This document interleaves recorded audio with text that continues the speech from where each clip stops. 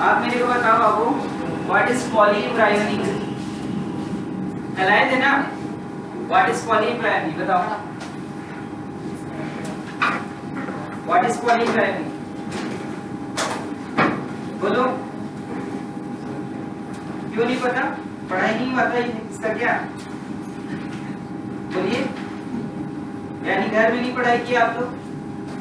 बैठ जाओ, कोई सवाल नहीं। चलो तुम बताओ लवली मेरे को। अच्छा तुम बैठ जाओ, थोड़ी बात ठीक है। चलो तुम बताओ मेरे को पॉलीएम्ब्रायोनिक का एग्जांपल। पॉलीएम्ब्रायोनिक का एग्जांपल नहीं बता? रुकिए ना, याद करने दीजिए। याद करते रहो जो भी आपको। बाबू देखो, पार्थिनोकार्पी में हम लोग क्या करते हैं कि बिना फर्टिलाइजेशन का ऑप्टेन करते हैं, और एपोमिक्सिस में बिना फर्टिलाइजेशन का करते हैं। ठीक है, सो एपोमिक्सिस फिर करने का क्या जरूरत है जब हमारे पास पार्थिनोकार्पी था ही, लेकिन नया साइंस क्यों डेवलप किया हुआ? क्या सीड का होगा? ठीक है, हाँ सीड का है, मालूम है हमको। तो क्या एडवांटेज हमको, क्या ऐसा बेहतर चीज मिल गया? पार्थिनोकार्पी में तो बिना फर्टिलाइजेशन का ऑप्टेन हो ही रहा था। ठीक है, तो एपोमिक्सिस से सीड मिल रहा है, क्या बेहतरी है मेरे पास इससे? बोलिए बोलिए सर, तो विदाउट सीड मतलब होता है कौन से में? नहीं नहीं, पार्थिनोकार्पी में की एपोमिक्सिस में। एपोमिक्सिस विदाउट सीड का बनेगा सर। बोलो। यहाँ पर कुछ है ना, हाँ बनाना होगा। पार्थिनोकार्पी नहीं, तुमसे पॉलीएम्ब्रायोनिक को क्या बात कर रहे हैं सर? चलो बैठ जाओ, तुम अपना जवाब सोचते रहो। तुम उठो अंशु। हाँ बाबू, आपसे यही सवाल है। हम बोले कि हमारे पास पार्थिनोकार्पी एक मेथड है जिससे हम लोग बिना फर्टिलाइजेशन का फ्रूट ऑब्टेन करते हैं, और एपोमिक्सिस से बिना फर्टिलाइजेशन का seed. What is the difference? क्यों, क्या जरूरत पड़ गया हमको एपोमिक्सिस डेवलप करने का? सीड को ले जाने के लिए एपोमिक्सिस चाहिए। बोलो बोलो, सोचो क्या बोल रही है।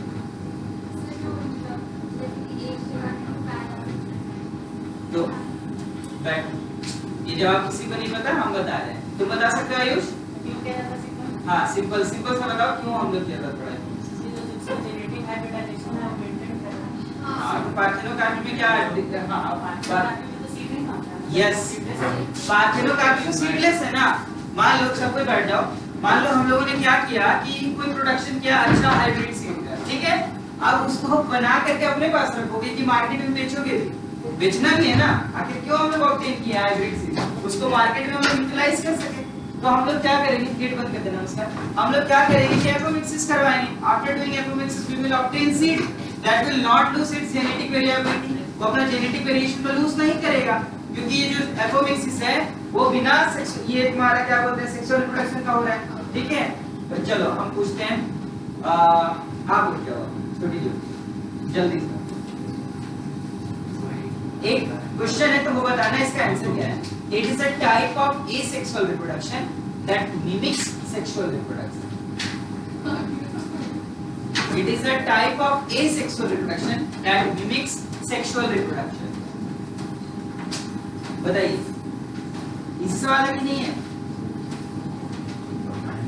इट इज बोलो एपोमिक्सिस। चलो बैठ जाओ, ठीक है।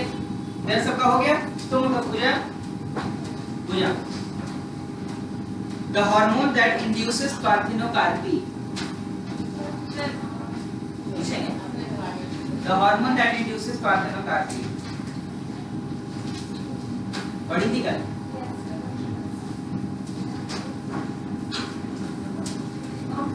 ऑक्सी। बैठ जाओ, तुम उठो जिया।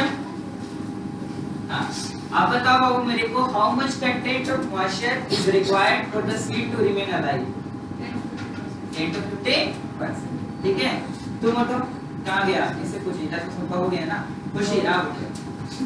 फेनिक्स डेक्टिलिफेरा का डिस्कवरी हुआ कि हेरोड के पैलेस में, ठीक है, जो कि कितना साल पुराना है? फेनिक्स डेक्टिलिफेरा 10 साल पुराना। रुक जाओ, पूछेंगे तुमसे।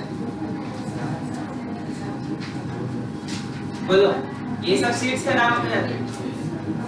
2000 साल पुराना। ठीक है, आर्टिक टुंड्रा से जो सीड मिला था उसका नाम बताओ। बताओ कौन बताएगा? आर्किक टुंड्रा से जो सीड मिला था, तुम बताओ। अबे नाम पूछे, अरुण तो ले, क्या बोल रहे हैं? सस्ता नशा करके आ जाता है क्या? बोलो बोलो एक बार इसको बोलो।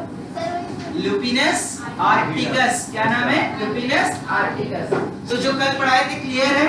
कोई कंफ्यूजन उसमें नहीं ना? चलो टॉपिक डाल दो आप लोग। ये सब कहानी जो अपने से लिख लोगे ना तुम लोग, कौन कितना हजार साल पुराना था, ये सब लिखवा नहीं रहे, इंपॉर्टेंट है लेकिन याद रखना, ठीक है? चलो अर्पित, आपका पहले कहीं पढ़ाई हुआ है इस चैप्टर का? नहीं हुआ है, तो मतलब you are doing this from beginning, okay? ठीक है, तो अब अभी हम लोग थर्ड चैप्टर स्टार्ट करेंगे, उससे पढ़ना इसका देखते हैं, बैकअप करवा देंगे, ठीक है? चलो लिखो एपोमिक्स, टॉपिक डालो apomixis and polyembryony. Apomixis and polyembryony. Apomixis and polyembryony. Apomixis and polyembryony. Apomixis and polyembryony. Apomixis and polyembryony. हो गया? What is apomixis? बोलो. Production of seeds without fertilization. It's a type of asexual reproduction that mimics sexual reproduction. क्योंकि seed जो है, seed किसका product है? Sexual reproduction का product है। पार्थेनोकार्प में ये सेक्सुअल रिप्रोडक्शन करता है, उसमें सीड बन रहा था क्या? नहीं बन रहा था, लेकिन इसमें बन रहा है, इसलिए बोल रहे हैं ये मिमिक करता है सेक्सुअल रिप्रोडक्शन। देखो apomixis is the production of seeds. Apomixis is the production of seeds. Apomixis is the production of seeds without fertilization. Without fertilization. हो गया? Yes. देखो, it is a type of asexual reproduction.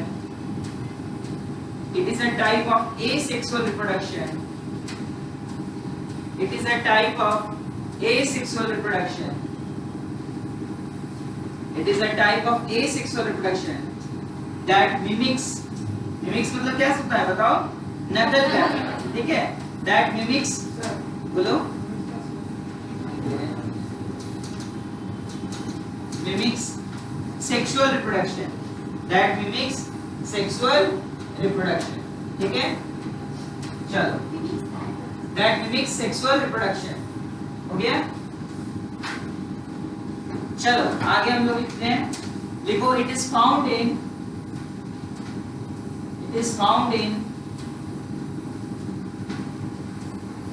लिखते हैं, लिखना ASTER, इस family का नाम याद रखना, एस्टेरेसी। क्या नाम है? Asteraceae and grass family. It is found in Asteraceae and grass family. It is found in Asteraceae and grass family. बताएंगे एस्टेरेसी नाम से क्या तुमको लग रहा है जिया? नाम के पीछे क्या लगा हुआ है? ये किसको डिनोट करता है? याद है? ये फैमिली को डिनोट करता है। ये एस्टर जो प्लांट्स होते हैं ना, कुछ बहुत सारे प्लांट होते हैं, ठीक है? एस्टर प्लांट्स होते हैं, ठीक है? और क्या बोल सकते हैं, तुम्हारा ग्रास जो रहता है आपका मोनोकॉट फैमिली का, उसका भी इसमें अंदर आता है, ठीक है? एस्टेरेसी बोलते हैं। ग्रास के कुछ दूर का घास देखे ही होगे तो वो सब इसमें आ जाते हैं, ठीक है? Asteraceae and grass family. चलो देखो एस्टेरेसी एंड ग्रास फैमिली हो गया। आगे देखो, एक minute,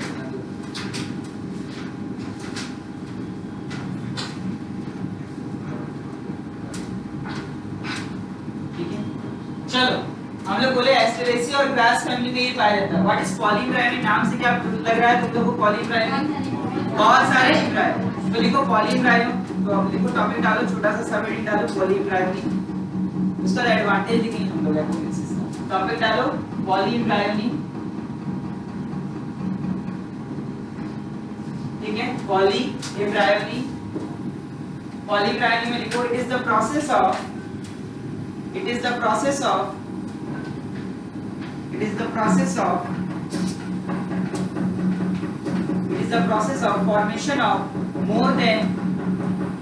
formation of more than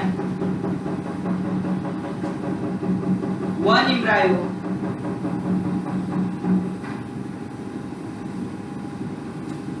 more than one embryo in the seeds. ठीक है? ओके? अच्छा, एपोमेक्सिस जो अभी हम लोग पढ़ा है, ये आखिर पॉसिबल कैसे होता है? पहले ये बताओ। ये तो हम लोग सही बोले कि एपोमेक्सिस से बिना फर्टिलाइजेशन का सीड बन जाता है, लेकिन कुछ तो ऐसा होता होगा जैसे कायरो बिना फर्टिलाइजेशन का हो जाता होगा। देखो, एक सेल जो होता है ना, वो क्या करता है? वो रिडक्शन नहीं बाबू, इक्वेशन डिवीजन करता है। ये माइटोटिक डिवीजन होता है ना, मियोसिस नहीं करता है, ये माइटोसिस करता है। ठीक है? माइटोसिस में देखो रिडक्शन करेगा, कितना रिडक्शन कर सकेगा? एक तो पहले ही है ना, अब अगर और तुम इसको रिड्यूस करते रहोगे तो n/2 होते जाएगा, so it will do mitotic division. लगातार माइटोटिक डिवीजन करते रहेगा, करते करते क्या बनाएगा? प्रॉपर ये एम्ब्रायो जैसा स्ट्रक्चर बना। हम एनसीईआरटी की लाइन पढ़ते हैं, देखो क्या लिखता है? In some species diploid egg cell is formed. कैसा एग सेल बन रहा है? डिप्लॉयड। देखो कितना बड़ा बात लिखा है। जो हमारे दूसरे जो एग सेल होता है वो कैसा होता है? हैप्लॉयड। लेकिन यहाँ पे कैसा एग सेल बना है? Diploid. Diploid egg cell is formed without reduction division and develops into the embryo without fertilisation. इसका मतलब जो एग सेल बना था उसमें खुद भी रिडक्शन डिवीजन नहीं हुआ और वो भी खुद को भी रिडक्शन डिवीजन नहीं किया, क्योंकि हम लोग क्या पढ़े? Megaspore mother cell. हम यही पढ़े हैं ना कि जो मेगास्पोर मदर सेल होता है वो 2n होता है, उसमें क्या होता है? माइटोटिक डिवीजन होता है। एज अ रिजल्ट मेगास्पोर बनता है, मेगास्पोर में फर्दर माइटोटिक डिवीजन होता है, एम्ब्रायोसाइट बनता है 7 से 8 यही पढ़े हैं ना। लेकिन इसमें क्या हो रहा है? इसमें मेगास्पोर मदर सेल में कोई भी मियोटिक डिवीजन नहीं हुआ। कैसा डिवीजन हुआ है? माइटोटिक डिवीजन हुआ है। मेगास्पोर बना, उससे एक सेल बन गया, वो एक सेल भी कितना है? 2n। मतलब it is a different type of reproduction. इसमें देख रहे हैं हम लोगों की सेक्सुअल रिप्रोडक्शन जैसा ही चल रहा है, पर ये एक्चुअली सेक्सुअल रिप्रोडक्शन नहीं। अब ये जो एक सेल बना, ये खुद कैसा है? देख लो तुम लोग, डिप्लॉयड है। यूजुअली क्या होता है? एक सेल के साथ मेल गैमेट कंबाइन करता है, यही होता है ना, एक सेल के साथ मेल गैमेट कंबाइन करता है और तब वो जाके डिप्लॉयड होता है। लेकिन ये एक सेल पहले से ही क्या है? डिप्लॉयड है। अब इसके अंदर क्या होगा? माइटोसिस होगा, और माइटोसिस तुम लोग जानते हो कि इक्वेशनल डिवीजन, ढेर सारे सेल बना देंगे और ढेर सारा सेल बन जाएगा, फिर it will lead to the formation of seeds.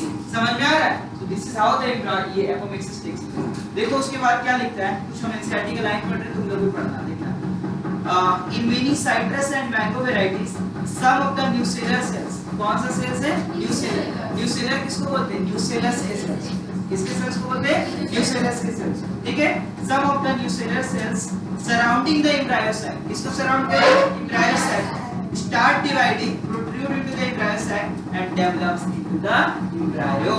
क्या हुआ? embryo sac मौजूद था। एक मिनट रुकना, देखो ये हमारा embryo sac था, ये embryo sac था, ऊपर में 3 एंटीपोडल सेल, नीचे में 2 सिनर्जिक एक सेल और पीछे फुलर न्यूक्लियस। इसके चारों ओर किसके सेल्स होंगे? न्यूसेलस के सेल्स होंगे। ये तो हमें पता है, ओव्यूल में यही होता है ना। ये किससे डेवलप किया? न्यूसेलस। इसके चारों ओर न्यूसेलस के सेल्स। इसके अराउंड में जो इसके चारों ओर तरफ जो न्यूसेलस के सेल्स हैं, इसमें से क्या हुआ? इन सेल्स में माइटोटिक डिवीजन होना शुरू हुआ है। ठीक है? माइटोटिक डिवीजन करते करते क्या हुआ? एम्ब्रायो साइट के अंदर घुस गया। ठीक है? यहाँ पे क्या हो रहा है? एक मिनट फर्टिलाइजेशन, अब ये पॉलीप्लाइड बता रहा है, एपोमेक्सिस में जाना। यहाँ पे क्या हुआ है? इसका फर्टिलाइजेशन हो रहा है, तो एक सेल बन चुका है जाइगोट। एक सेल क्या बन चुका है? जाइगोट। ये न्यूसेलस का सेल एक सेल के अंदर घुस जाएगा, समझ में आ रहा है? और उसके साथ डिवाइड करना शुरू करेगा। ठीक है? एक सेल के अंदर घुस जाएगा, एक सेल के अंदर घुसेगा मतलब क्या? एक सेल जाइगोट बना, और जाइगोट हम लोग देखे थे माइटोटिक डिवाइड करके अलग-अलग स्टेजेस ऑफ एम्ब्रायो बना रहा था। पहले बाइसेड बना, फिर तुम लोग देखे थे ग्लोब्यूलर शेप बना था, फिर हार्ट शेप बना था, और फिर मैच्योर बना था कि नहीं बना था? ये न्यूसेलस का सेल इसके अंदर घुस गया and it has also started dividing as this egg cell was dividing. जैसे ये एग सेल डिवाइड कर रहा था, जाइगोट बना रहा था ना, जाइगोट से फिर हार्ट शेप बनाया, ग्लोब्यूलर बनाया, उस तरह से ये न्यूसेलस का सेल भी इसके अंदर घुस के डिवाइड करना शुरू किया। तो होगा क्या कि हम देखो, ये जो आपका एक सेल के साथ ये जाके डिवाइड करेगा, it will also form some embryos. जब तुम सीड को तोड़ोगे तो एक एम्ब्रायो में मल्टीपल एम्ब्रायोस दिखना शुरू हो जाएगा। Why this is happening? Because the surrounding nucellus cell has intruded into the egg cell and has also participated in the same time with in the process of division। जब division हो रहा था उस वक्त न्यूसेलस ने भी खुद को वैसा ही डिवाइड करना शुरू कर दिया। इसका एग्जांपल बहुत इंपॉर्टेंट है, पूछा गया एग्जांपल है मैंगो और साइट्रस। साइट्रस की फैमिली में क्या क्या आता है?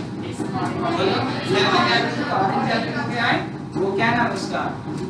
साइट्रस भाई, जो तुम्हारा नाशपाती, आंवला का निकल रहा है। ठीक है?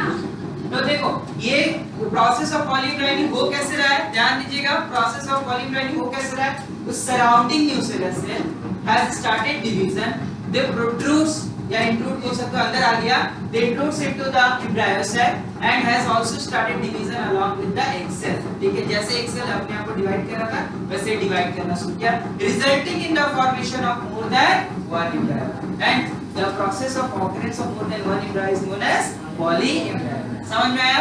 न्यूक्लियस का सेल अंदर आ गया है, ठीक है, तो देखो इसका नेचर अलग होगा, ठीक है, ये न्यूक्लियस बिल्कुल भी ज्यादा है, न्यूक्लियस का सेल में कोई जेनेटिक वेरिएशन लेके आएगा क्या, सोचो नहीं लेके आएगा, जेनेटिक वेरिएशन तो इसके अंदर होता है। समझ में आ रहा है? खैर उतना डिटेल में तुम लोगों को अभी नहीं जानना है क्या क्या होता है।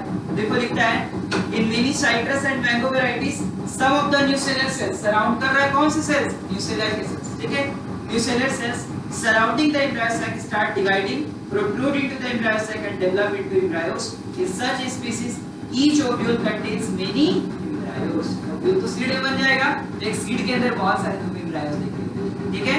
देखो लिखा है occurrence of more than one embryo in a seed is referred to as polyembryony, ठीक है। देखो ये तुम्हारा एग्जांपल दिया हुआ है, कुछ आप ऑरेंज के सीड्स को निकालो, उसको स्क्वीज करके देखो, उसको तोड़ के देखो ऑरेंज के सीड्स को, तुमको कुछ ग्रैनुलर अपीयरेंस मिलेगा, वो हो सकता है एम्ब्रायो, ठीक है। चलो पॉलीएम्ब्रायो भी क्या लिखा है पॉलीएम्ब्रायो में, वन एम्ब्रायो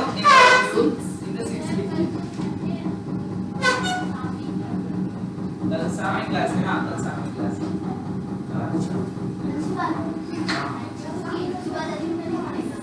लिखो in the seeds is known as polyembryony, लिखिए लिखो, is known as polyembryony, is known as polyembryony, the process of formation of more than one embryo in a seed is known as polyembryony। Example लिखना, example लिखो,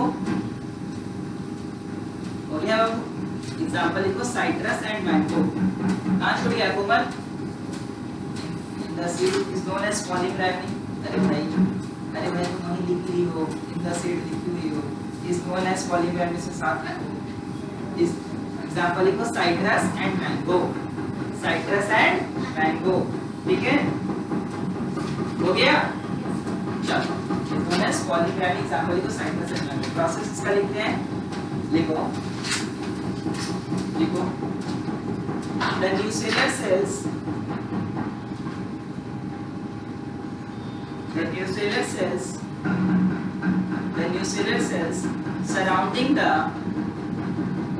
nuclear cells surrounding the nuclear cells surrounding the embryo sac, surrounding the embryo sac starts dividing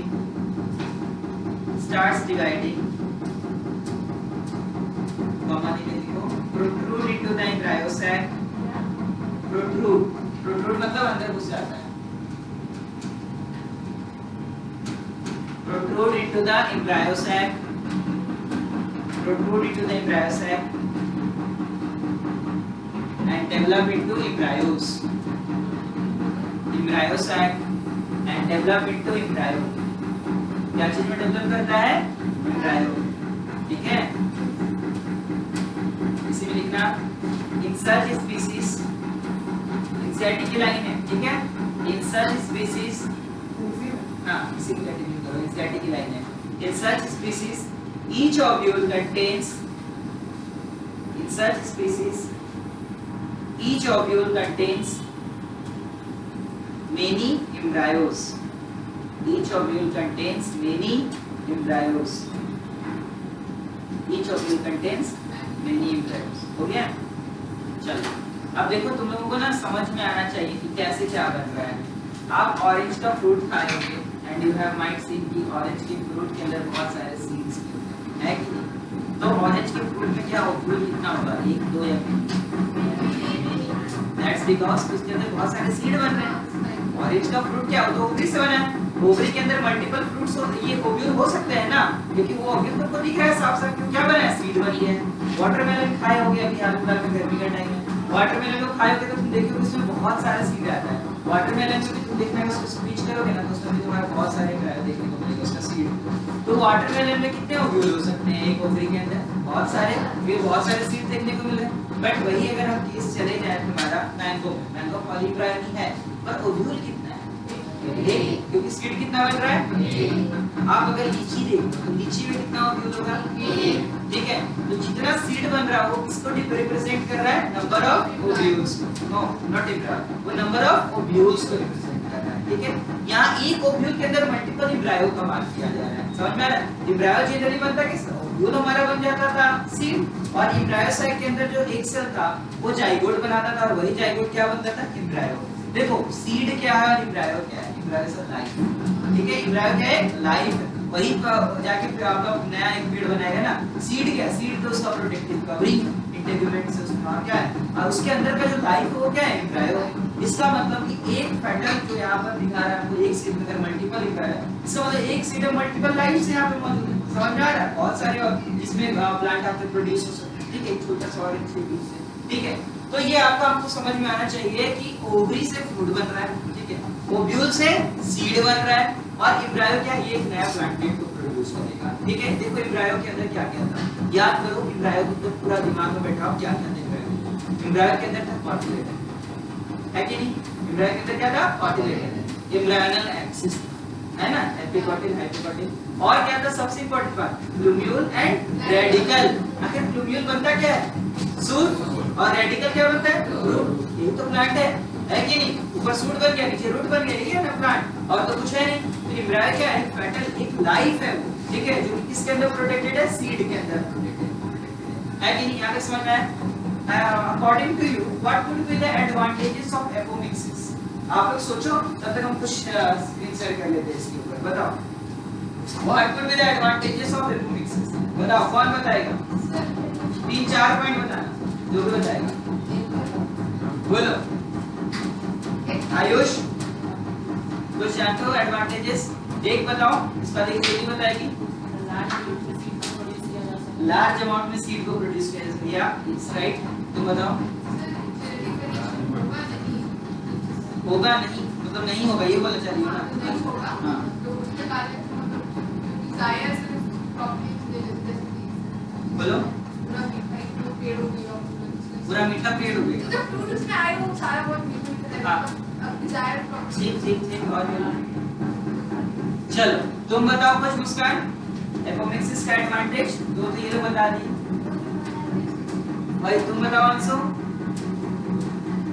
hybrid seeds जो बनते हैं ना, जैसे ये बात इसके बारे में बता रही हूँ, उसको बनाने में बहुत पैसा लगता है। ठीक है, हाइब्रिड सीड्स को बनाने में बहुत पैसा लगता है। ठीक है, और ये प्रोसेस क्या है? जैसे मान लो हम लोग हाइब्रिड सीड बना लिए। ठीक है, हाइब्रिड सीड क्या बनाया सो सुन लो। ठीक है, एक सीड हम लोग तैयार किए जो कि धान की फसल है। ठीक है, वो धान का फसल क्या है कि आपका वो ज्यादा पैदावार, पैदावार मतलब यील्ड, और कम पानी में वो उग सकता है। ऐसा हम लोग देखते हैं धान की खेती बहुत पानी लगता है। ठीक है, वो कम पानी में भी उग सकता है। ठीक है, लेकिन जैसे हम उसको लगाए, खेत में लगाए, एक्सपेरिमेंटल लेबोरेटरी में सक्सेसफुल हो रहा था, खेत में लगाए तो देखिए एक सीजन के बाद भाई साहब अपना प्रॉपर्टी लूज कर दिया। कर सकता है ना ऐसा? एक सीजन के बाद दोबारा जब उसका देखो, जो किसान खेती करते हैं वो क्या करते हैं, जो आपका धान का फसल हुआ उसमें कुछ को वो चावल में बना देंगे और कुछ को बीज के रूप में कंजर्व करके रख लेते हैं। ठीक है, वो कंजर्व करके रखे, अगला बार लगाए तो भैया हमारे साथ तो धोखा हो गया, एक ही सीजन वाला था। चाइना का माल है, चले तो चांद तक, नहीं तो शाम तक। बोलो, धान से चावल में कन्वर्ट करने का प्रोसेस समझ रहे हो? उसको कूट करके से चावल निकाल लिए, और कुछ धान को ऐसे ही रख दिया जाता है, उसको चावल कवर के साथ, यस उसको कवर के साथ रखा जाता है। उसको धान को लगाने का काम आता है, उसको लगाने के छोटे छोटे प्लांटेड होते हैं, उसको निकाल करके दूसरे खेतों में बड़े बड़े लगा दिया जाता है। आप तक एग्जैक्ट क्या उसको हल चला के करना होता है। ठीक है, लविंग जो भी प्रोसेस होता है ये किया जाता है। अब हुआ क्या कि हम लोग जो धान का, ये मान लो कि तुम क्या हो कि तुम एक एग्रीकल्चर साइंटिस्ट हो, तुम अपना सीड बेचे, फार्मर को तुम पर भरोसा था, तुमसे खरीद लिया, हाई कॉस्ट देके खरीदा। मान लो कि 1 केजी वो 100 रुपए देके खरीद रहा है, जबकि चावल 100 रुपए केजी मिलेगा। ठीक ना, लेकिन 100 रुपए केजी तुमसे बीज खरीद लिया। अब एक सीजन में उसको बड़ा अच्छा दिखा, हाँ कम पानी में हो गया, बहुत अच्छा यील्ड हुआ। अब नेक्स्ट सीजन वो तुमसे खरीदने नहीं आएगा, वो चाहेगा कि उसके पास जो सीड है उसी सीड से होगा, और ये बिल्कुल रियलिटी में यही होता भी है, ठीक है ना? हाँ, तो वो नहीं सक्सेसफुल होता है, लेकिन कैसे हम लोग उसको बचा सकते हैं उसके बारे में हम लोग बात कर रहे हैं, ठीक है? तो मान लो कि जैसे कि वो सीड को लगाया, वापस से वो हाइब्रिड नेचर वाला सीड को लगाया, ठीक है, लेकिन अब की बार वो देख रहा है कि ना उसको यील्ड मिला, ना वाटर का कमी से वो वाटर उतना जितना चाहिए था वो ज्यादा ही पानी ले रहा है, कोई फायदा उसको नहीं दिखा। तो क्या वो कभी तुम्हारे हाइब्रिड प्रोग्राम पे भरोसा करेगा? अब क्या हुआ होगा कि वो अपना हाइब्रिड नेचर खो दिया।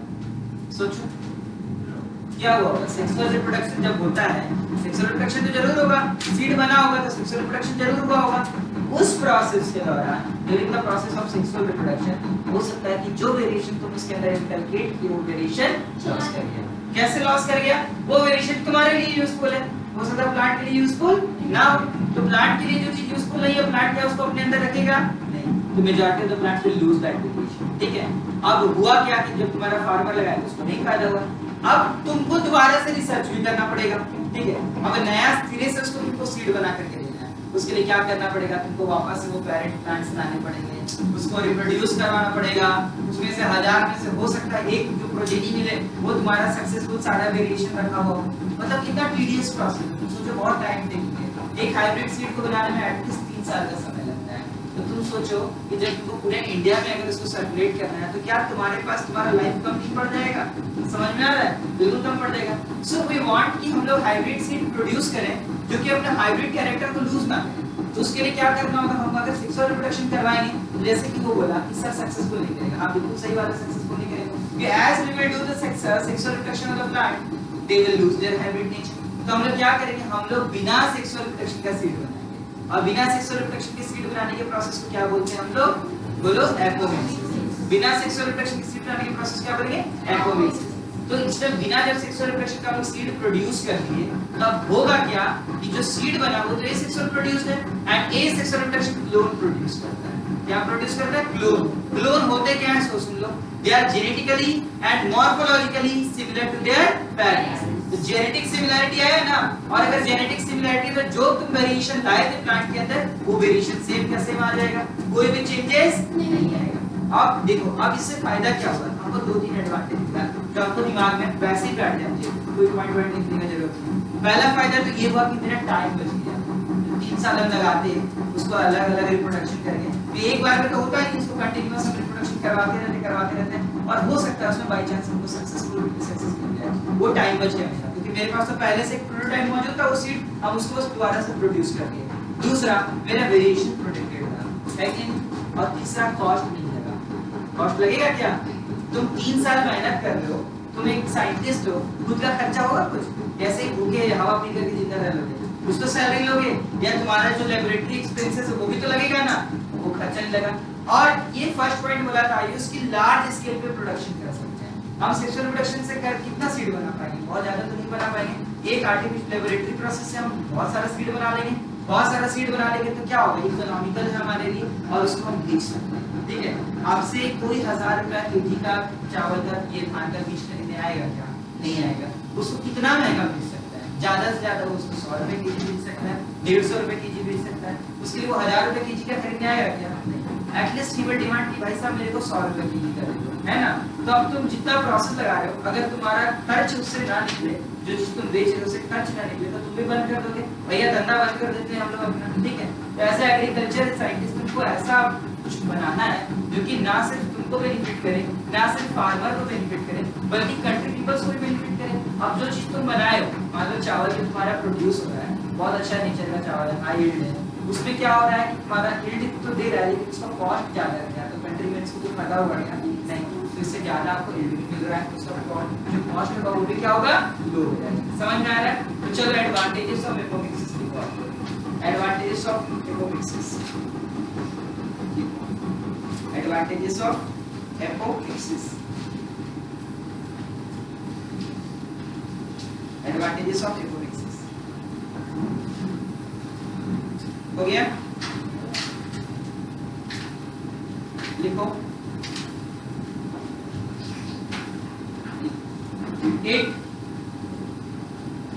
It prevents the loss of hybrid nature It prevents the loss of hybrid nature of seeds. It prevents the loss of hybrid nature of seeds. ठीक है? It prevents the loss of hybrid nature of seeds. हो गया? It prevents the loss of hybrid nature of seeds. ठीक है? लिखो अगला point लिखो. It produces large number of seeds.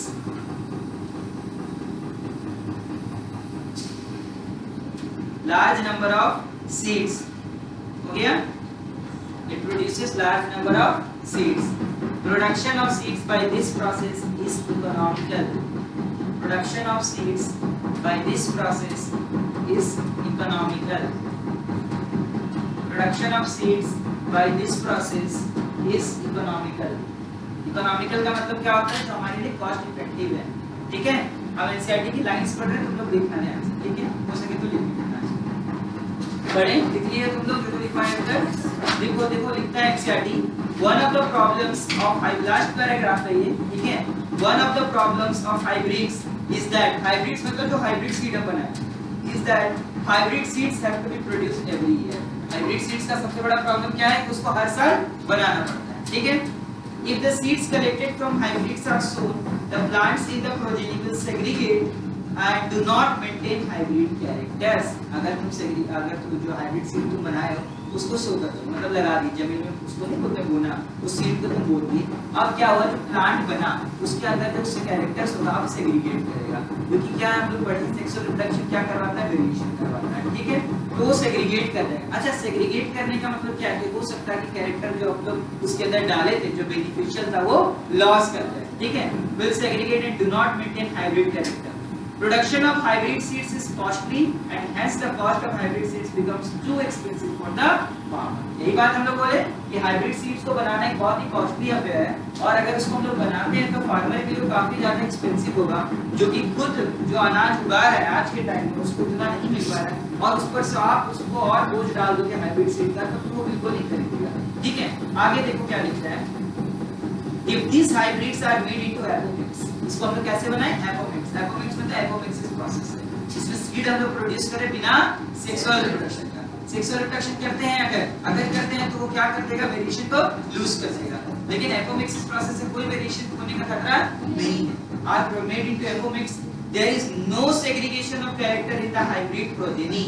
कोई भी segregation of character नहीं होगा, कोई character का loss नहीं होगा. देखो, then the farmer can keep on using the hybrid seeds to raise the new crop year after the year and he does not have to buy hybrid seeds every year. मतलब जो farmer है वो apomixis जो seed हम लोग produce कर रहे हैं उसको year after year कल्टीवेशन में ला सकता है और उसको बार-बार सीड्स खरीदने की जरूरत नहीं. ठीक है? लेकिन यही प्लांट के अंदर जो सीड प्रोड्यूस हो जाएगा सेक्सुअल रिप्रोडक्शन से, there are chances, high chances है तो अपना वेरिएशन को लूज कर देगा. समझ में आ रहा है? इसमें कोई कंफ्यूजन? पूरा चैप्टर कंप्लीट हो गया है. ठीक है? और आप लोगों को अब टेस्ट के लिए तैयार रहना है. ठीक है?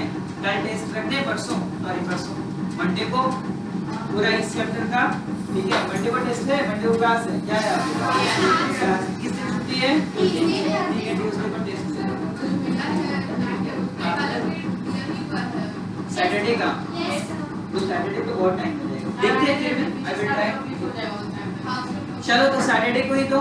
ठीक है? सैटरडे को टेस्ट के लिए आप लोग तैयार रहना. ये चैप्टर आप लोग अच्छे से पढ़ लेना. एक चैप्टर है, आई डोंट थिंक ज्यादा लोड होगा तुम्हारे ऊपर. ठीक है? So today we are starting the most awaited chapter of biology. इसका इंतजार में आज क्लास बराबर हो रहा है. ठीक है? तो इट्स सेक्सुअल रिप्रोडक्शन. ठीक है? Sexual reproduction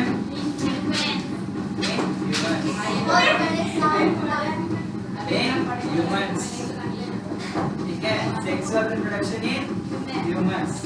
What is reproduction first of all? ये तो बात आनी चाहिए ना. रिप्रोडक्शन आखिर होता क्या है बताइए. आज हम लोग बेसिक बात करेंगे. ठीक है? कॉपी वगैरह बंद कर दो. ठीक है? जब बीच बोलने बोलेंगे हाँ. Production of springs. के बाद स्प्रिंग क्या है? Offsprings. Okay. What is offspring? उसका बाल बच्चा. देखो सुन लो, देख रहे हो विनोद? ठीक है? तो what is reproduction? अद्वित, can you से समथिंग अबाउट इट? रिप्रोडक्शन आखिर होता क्या है? कुछ भी सोचो. तुम बोलो आयुष. ज्ञान दे दिया। चलो आगे बोलो। It is a biological process. कैसा प्रोसेस है? तुम लोग कैसा सोच रहे थे? ये बायोलॉजिकल प्रोसेस है, ठीक है। आगे बोलो। चलो अनन्या बात बोलो। Offspring of the same species. An organism produces offspring of the same species. Of its own kind छोड़ दिया ये, ठीक है? Of its own kind छोड़ दिया, मतलब एक गाय है वो अपने स्पीसीज को प्रोड्यूस कर रही है, ठीक है? चलो बैठो। तो देखो रिप्रोडक्शन एक बहुत ही इंपॉर्टेंट प्रोसेस है and it is as normal as the normal body process like breathing, excretion, digestion, सब इस तरह ये भी नॉर्मल है। बात नहीं करो आप इस लास्ट में जो बैठ गए हो तुम लोग दोनों बात किए जा रहे हो, ठीक है? चलो लवली एंड वो क्या नाम है रशियन, ठीक है? चलो आगे हम बात कर रहे हैं। अच्छा शांत रहो, ठीक है? तो देखो हम लोग बात करें रिप्रोडक्शन या रिप्रोडक्टिव प्रोसेस के बारे में। It's a very normal and natural process, ठीक है? But I want to know is it important for life? सांसों की जरूरत है जैसे? हाँ नहीं है, ये रिप्रोडक्शन जीने के लिए जरूरत नहीं है। बताओ इसे बताओ साइंस रिप्रोडक्शन क्या हमारे लाइफ के लिए जरूरी है? क्या लाइफ की कंटिन्यूटी के लिए जरूरी है? कितना अच्छा बात है। जिंदा रहने के लिए जरूरी नहीं है कि जिंदगी के लिए जरूरी है, ठीक है? लाइफ को कंटिन्यू करने के लिए। अबे लाइफ को कहाँ कंटिन्यू करोगे? इस अर्थ, ठीक है? बोलो for the continuation of life on the earth. क्या रिप्रोडक्शन एक सिंगल पर्सन का के लिए जरूरी होता है या एक स्पीसीज के लिए जरूरी है? स्पीसीज। एक सिंगल पर्सन अगर रिप्रोडक्शन नहीं कर रहा है ठीक है भैया बढ़ जाओ, कोई दिक्कत नहीं है। लेकिन अगर पूरा रिप्रोडक्शन अगर पूरा स्पीसीज नहीं कर रहा है तो स्पीसीज क्या हो जाएगा? खत्म हो जाएगा। समझ में आ रहा है? ठीक है? जैसे कि तुम लोग एक कहानी सुने होंगे, अभी इंडिया में कुनो टाइगर रिजर्व या जो भी है वहां पर 3 चीता लाया गया था। यार आप लोग आए होगा, न्यूज़ आया होगा, अफ्रीका से लाया गया था 3 चीता। नाम्बिया या कोई कंट्री का नाम है वहां से। सो व्हाट हैपेंड कि इंडिया में चीता खत्म हो गया, कुछ तो बात हुआ होगा।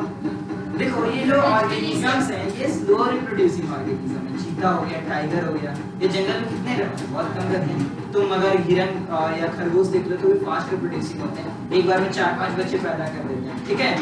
खरगोश का बच्चा तुम देखे हो ना, तो वो बहुत सारा बच्चा एक बार में पैदा करता है तो उसका पॉपुलेशन बढ़ता है। तो देखो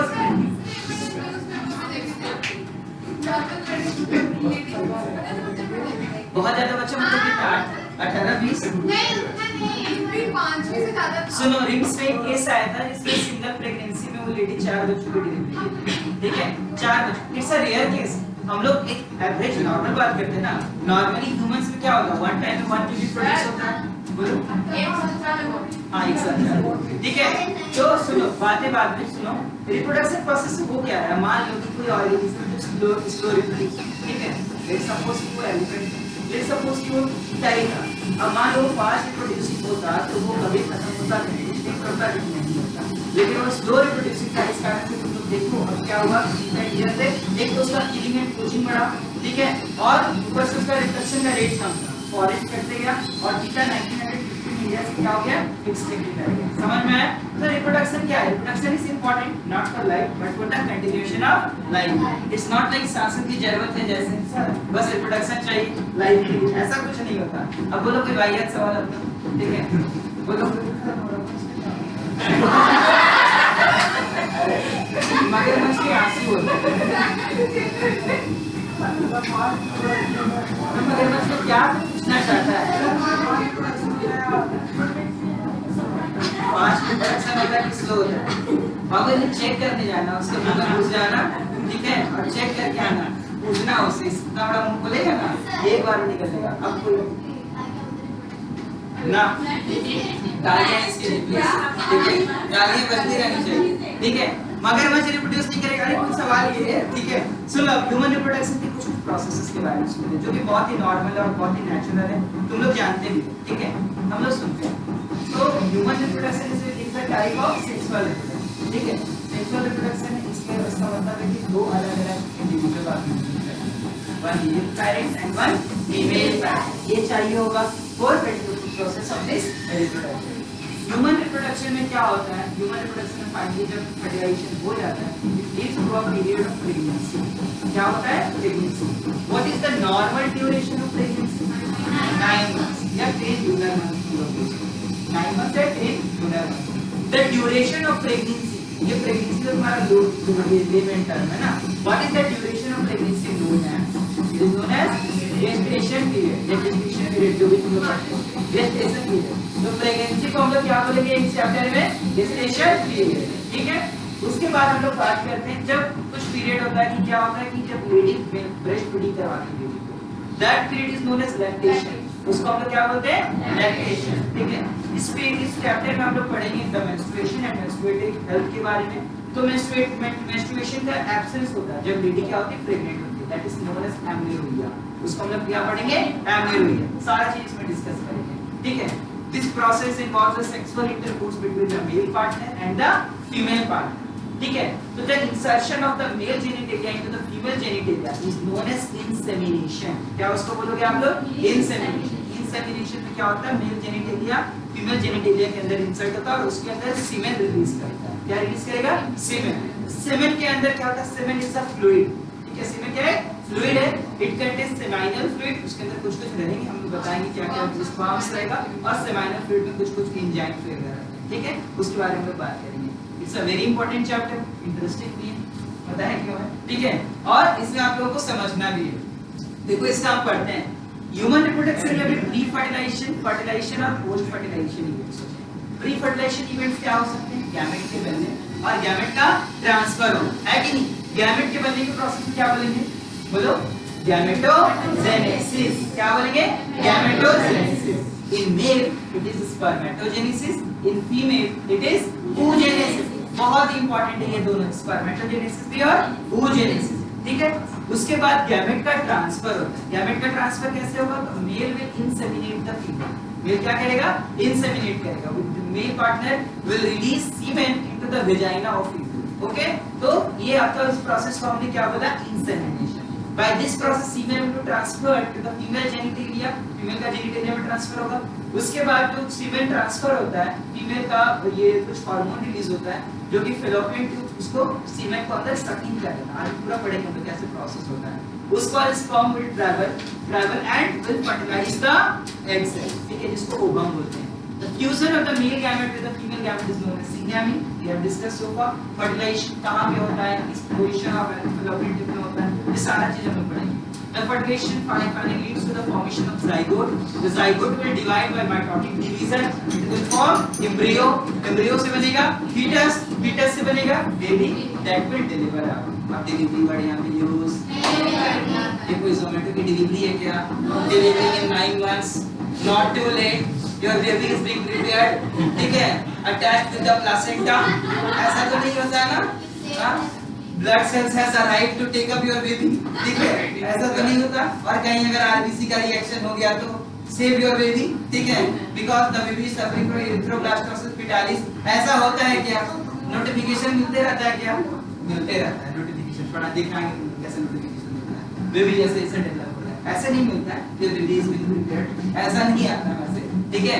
और डिलीवर होगा at about 9 months because of some hormonal action. जिसकी इलेक्ट करेगा प्लेसेंटा और बेबी को. ठीक है. और उस प्रोसेस को हम लोग क्या बोलेंगे? Parturition. So nowhere you will use the term delivery. It's not the Zomatos Swiggy की delivery. ठीक है. समझ में आया? क्या वर्ड यूज करोगे? पार्चुरेशन. ठीक है. अलग-अलग तरह के डिलीवरीज भी होता है. हम लोग तो नहीं पढ़ना है. सीरियस सेक्शन होता है, डिलीवरी होता है, अलग-अलग तरह का होता है. तो देखो आप लोग इसमें हम पढ़ते हैं क्या लिखा हुआ है. एनसीईआरटी सब कुछ खोलो. आज कुछ लिखोगे नहीं, बस पढ़ो उसको, समझो चीज. देखो लिखता है the reproductive events in human includes the formation of gametes. इतना सही से लिखा हुआ है कि सबसे पहला reproductive event क्या होता है किसी भी ह्यूमन बीइंग में? It is the production of gametes. When the person is said to be reproductively active, इस समय आप बोल सकते हो कि person reproductively active हुआ जब गैमेट का फॉर्मेशन उसके अंदर होगा. उसके पहले बोल सकते हो क्या? एक 5 साल के बच्चे को बोल सकते हो रिप्रोडक्टिवली एक्टिव? नहीं बोल सकते बिकॉज़ उसके अंदर गैमेट नहीं बना हुआ है. ठीक है. उसके अंदर कोई भी सेक्सुअल हार्मोन रिलीज नहीं करता है. ठीक है. लड़की को लड़की का कपड़ा पहनना मस्त चिल ही फर्क पहनता है. ठीक है. कोई फर्क नहीं पड़ रहा है. मस्त घूमे जा रहा है. ठीक है. एक लड़की को लड़का का कपड़ा पहना तो हाँ अपन ही भगवान है. ठीक है. मस्त. उसे कोई फर्क पड़ रहा है क्या? नहीं फर्क पड़ रहा है. धीरे-धीरे क्या होता है? You will encounter as you when you are in class like 4 और 5 तुम लोगों को पनिशमेंट के रूप में क्या, लड़का को लड़की के साथ बैठा के रहता था, लड़की को लड़का दोनों कान पकड़ के ऐसे एक दूसरे का कान, ठीक है। अब क्या है, अभी अगर आयुष को ये मौका दे दिया जाए तो रस्ती है निगाह है, ठीक है, ये भाई साहब खुश हो जाएगा, ठीक है, मन में लड्डू फूट रहे हैं, ठीक है, वो शर्मा ही गया। अब ये आखिर ऐसा हुआ क्यों? There is attraction towards opposite sex, means एक एज लेवल में आ चुके हो जिस दौरान क्या हुआ, सेक्सुअली आप लोग मैच्योर हो रहे हो, that is called as puberty और एडोलेसेंस। क्या बोलते हैं उसको? Puberty. So normally the gametogenesis, जो पहला स्टेप है किसी भी सेक्सुअल रिप्रोडक्शन का, it starts during the age of puberty. Can you say the age of puberty कब किसमें होता है? मेल्स में। मेल्स का बताओ, मेल्स का 12 से 13 या 14 साल, और फीमेल्स का 10 से 12 साल। 10 से 12 इसका पता है, फीमेल्स का 10 से 12, मेल्स का 12 से 14, इसे याद रखिए। कोई डेट किस वाले बुक में? दोस्तों चलो ठीक है, 11 से 13 भी मान सकते हैं, ठीक है। हाँ, प्यूबर्टी एज में जब आ जाते हैं, ठीक है। तो प्यूबर्टी एज के दौरान क्या हुआ है, ध्यान से सुनो, प्यूबर्टी एज के दौरान क्या हुआ, गैमेटोजेनेसिस स्टार्ट हुआ, ठीक है। चलो उसके बाद देखो क्या लिखता है, gametogenesis that is sperms in the males and ovum in the females, transfer of sperms into the female genital tract is termed as insemination. Male क्या करेगा, male partner will transfer the sperms into the female genital tract, that process known as insemination। अब sperm हवा में तो उड़ के जाएगा, that process will involve the introduction of male genitalia into the female genitalia, that process known as sexual intercourse, ठीक है। इसके बारे में भी हम लोग पढ़ेंगे, ठीक है। आगे देखो क्या लिखता है, fusion of male and the female gamete, male और फीमेल गैमेट के मिलन को क्या बोलते हैं? फर्टिलाइजेशन।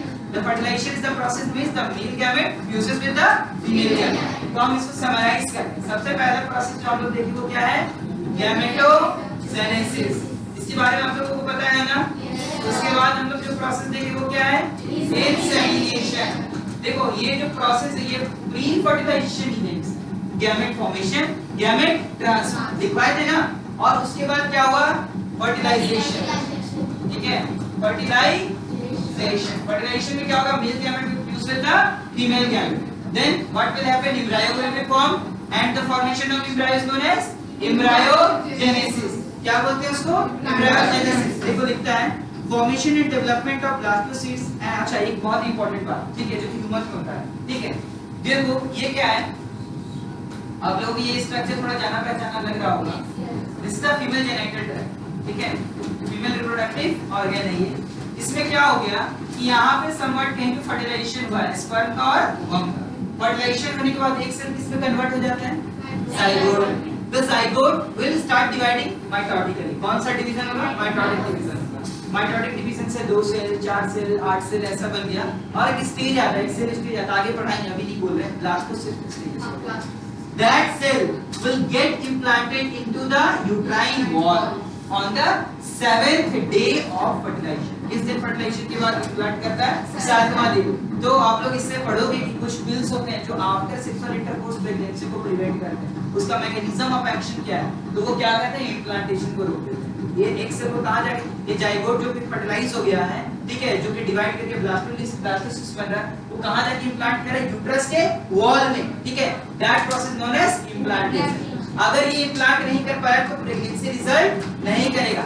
सिर्फ फर्टिलाइजेशन हो जाने से प्रेगनेंसी नहीं होता, until and unless the cell is the zygote या blastocyst is not implanted। So what is the process of implantation? Embedding of the blastocyst into the uterine wall, uterus के wall में attach हो जाना, उस process को हम लोग क्या बोलेंगे, implanting. I have some of the animated videos जो हम कल की क्लास में तुम लोगों को दिखाएंगे, ठीक है। चलो आगे देखो क्या लिखता है, इम्प्लांटेशन के बारे में लिखा हुआ है, देखो this is followed by formation and development of blastocyst and its attachment to the uterine wall। इसके बारे में लिखा है implantation। इसको क्या बोला आपको, implantation, ठीक है। इसमें implantation के बाद क्या होता है पता है, इसके चारों ओर ना ब्लड वेसल्स इसके चारों ओर ज्वाइन कर लेते हैं, ताकि जो बेबी है इसको बेबी ना बनेगा आगे चल के, इसको ब्लड एंड न्यूट्रिशन मिल सके। समझ में आ रहा है? आगे देखो क्या लिखता है, देखो लिख रहा है the embryonic development. Embryonic development जो हो रहा है पीरियड ऑफ गेस्टेशन में हो रहा है, प्रेगनेंसी के दौरान ही एम्ब्रायोनिक डेवलपमेंट होता है। तो gestation is the period of pregnancy. What is the duration of pregnancy in humans? 9 months, ठीक है। Can you predict the date of delivery of a baby? Yes sir। How can? बताओ। You will ask the lady for the last date of menstrual periods. ठीक है, आप लोग पूछोगे last menstrual bleeding कब हुई थी और उससे आप लोग 9 months ऐड कर दो। समझा ना, आप लोगों को प्रिडिक्ट करना सिखाएंगे। जैसे कि आप लोग कभी देखते होंगे ना कि उस लेडी को बताया है डॉक्टर ने कि आपका बेबी एक्सपेक्टेड है। इट्स नॉट लाइक कि 15 तारीख को ही बच्चा पैदा होगा तो बाबा जी की भविष्यवाणी है, 15 को नहीं हुआ तो 17 को नहीं होगा। ठीक है, अब बच्चा गया ऊपर, ठीक है, ऐसा होता नहीं है, नहीं भाई ऊपर क्यों जाएगा, ठीक है, बच्चा नीचे भी नहीं आएगा, ऐसा भी नहीं होता। ठीक है, इट्स अ एक्सपेक्टेड डेट, ठीक है, कि 15 तारीख, मान लो इस महीने की 15 तारीख को बच्चा पैदा होना है। ठीक है, तो ऐसा नहीं ढोल नगाड़ा सब एक साथ 15 तारीख की बुकिंग है, पहले से एडवांस बुकिंग करके नहीं रखा जाता। ठीक है, समझ में आया? It's a expected. ठीक है, चलो आगे हम लोग बात करते हैं। तो और कभी-कभार प्रीमेच्योर डिलीवरीज भी होती हैं। ठीक है, आप लोगों में से भी कई लोग होंगे जिसको पता होगा 8 महीने नहीं आ गए थे सर हम लोग, ठीक है, ज्यादा लेट नहीं किए थे। ठीक है, होंगे ही कोई ना कोई ऐसे। ठीक है, चलो कुछ होंगे जो कि प्रीमेच्योर ही थे, जो कि वो इंक्यूबेटर में रहे होंगे, कुछ नहीं शीशा में रखा गया था तुम्हें, माँ बाप ताना मारते होंगे, आपको पता है तुम कैसे पैदा हुए थे, बिल्कुल चूहे की तरह। ठीक है, तुम्हें शीशा में रखना पड़ा था। ऐसा कोई है यहाँ पे? ठीक है, तुम भी है क्या? अच्छा ठीक है, चलो आगे हम लोग बात करते हैं। ठीक है, सो उसके बाद क्या होता है, finally the baby is being formed और इसका क्या होगा, डिलीवरी होगा। ठीक है, that process known as parturition. ठीक है, सुन लो, अब रिप्रोडक्शन के लिए हमको रिप्रोडक्टिव ऑर्गन्स भी चाहिए। रिप्रोडक्टिव ऑर्गन्स में सबसे पहले जान लो हमारे पास ह्यूमन में मेल रिप्रोडक्टिव ऑर्गन है और फीमेल रिप्रोडक्टिव ऑर्गन है। Mail reproductive organ is the testis, mail reproductive organ is the testis and it is located outside the abdominal cavity. Abdominal cavity क्या होता है, हमारा ये जो पेट और कमर का हिस्सा है, इसको एब्डोमिनल कैविटी बोलते हैं। Thus, it is the testis. It is located outside the abdominal cavity, and there is a reason कि क्यों हमारा जो body का testis है, it's not located in the abdominal cavity. What is the normal body temperature? 37 degree Celsius. At this temperature, the sperm will not be able to be formed. ठीक है, ये sperm बन ही नहीं पाएगा इस टेम्परेचर। इसलिए क्या होता है, आप फीमेल का अगर एनाटॉमी देखोगे तो फीमेल में जो रिप्रोडक्टिव ऑर्गन्स होते हैं वो एब्डोमिनल कैविटी में ही होते हैं। लेकिन males have a separate pouch like structure that is termed as scrotum. उसको क्या हम लोग बोलते हैं, स्क्रोटम। ठीक है, देखो मेल्स हैव अ सेपरेट, एक मिनट रुकना, मेल्स देखो ये देखो मेल्स, हां हंस लो, तो बॉडी है। ठीक है, चलो ये मेल्स का रिप्रोडक्टिव ऑर्गन है। The male reproductive organ it is located outside the abdominal cavity. ये कहाँ लोकेटेड है, आउटसाइड द एब्डोमिनल कैविटी। देखो outside the abdominal cavity in a pouch like structure called as scrotum. Scrotum में ही क्यों located होता है बताओ, स्क्रोटम में ही क्यों लोकेटेड होता है सर, क्योंकि एब्डोमिनल कैविटी के जो बाहर है, स्पर्म फॉर्मेशन के 2 से 2.5 डिग्री सेल्सियस कम है। देखो एब्डोमिनल कैविटी की जो है हमारा नॉर्मल बॉडी टेम्परेचर है, सुन लो बाद में हंस लेना, हंसने का मौका देंगे। ठीक है, हम लोग जो normal body temperature is around 37 degree Celsius. कितना टेम्परेचर है, 37 degree Celsius. At this temperature the sperm formation is not possible. तो नेचर ने क्या किया है कि टेस्टिस को एक अलग ऑर्गन में डाल दिया, इसका नाम क्या है, scrotum. It is a bag like structure, it maintains a lower temperature. How much lower temperature, 2 to 2.5 degree Celsius. बहुत इंपॉर्टेंट, नीट में आया हुआ ये सवाल। स्क्रोटम में टेम्परेचर कितना रहता है, 2 to 2.5 degree Celsius lower than the abdominal temperature. ऐसा नहीं मतलब लिख देना कि 2 से 2.5 डिग्री, रेफ्रिजरेटर थोड़ी है। ठीक है, ऐसा नहीं है कि 2 से 2.5 डिग्री सेल्सियस, 2 से 2.5 डिग्री सेल्सियस कम है।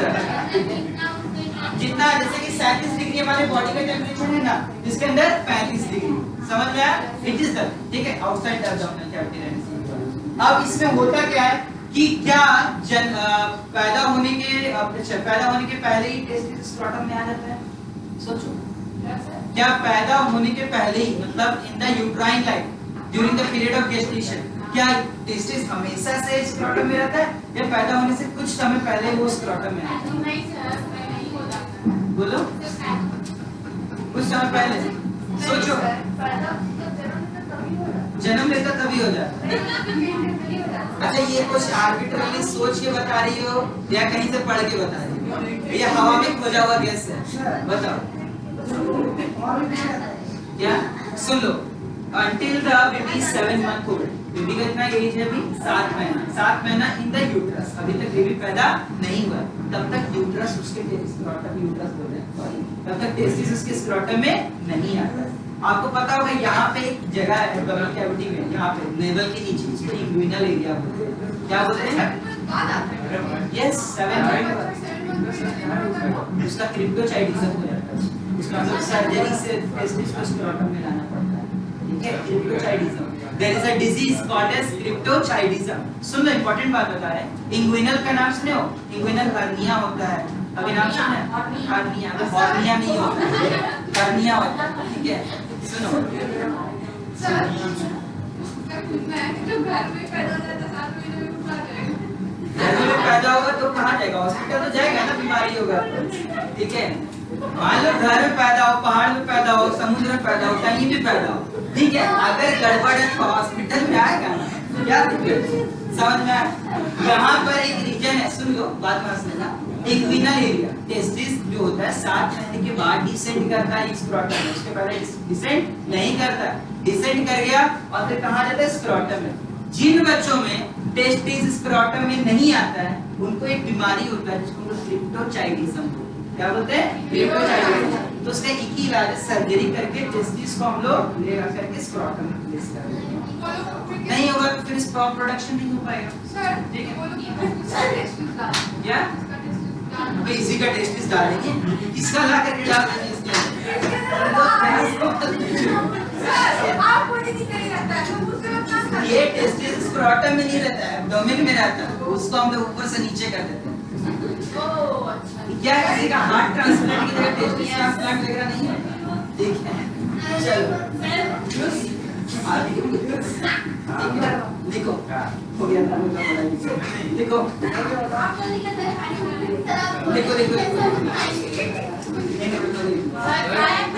देखो चैप्टर का नाम लिखो पहले। हाँ क्या हो गया? हाँ, जब तक नहीं करोगे तब तक तो यही रहेगा, लेकिन कर दोगे तो फिर इंसान बन जाएगा। इंसान तो वो भी होते हैं, मेल हो जाएगा, ठीक है?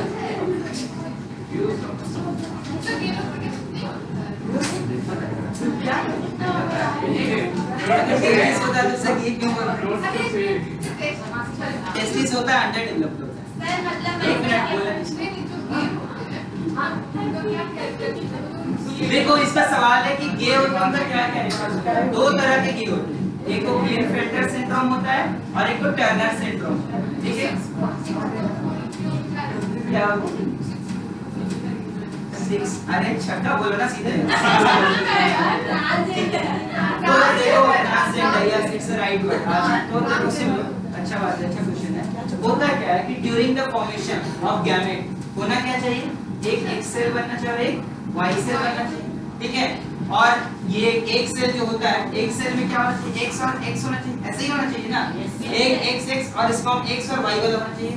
कुछ बच्चों में क्या होता है कि वो जो मदर का जो एग रहता है उसमें 2 एग से रहता है, एक की जगह 2, और वाई वाला अगर आकर के इसको फर्टिलाइज कर दिया, अब ये चीज क्या बन जाएगा?